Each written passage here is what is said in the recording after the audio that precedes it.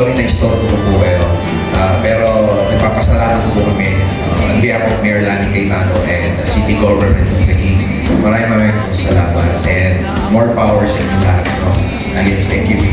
Thank you so much, Ms. Fiona Maxwell, and our third voice now.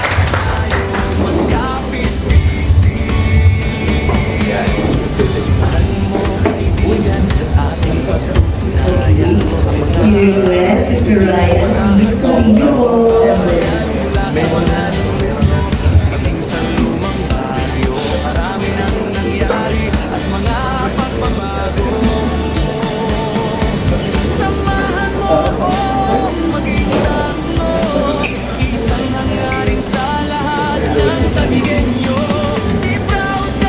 Okay, Councilor, may request po, photo po muna tayo.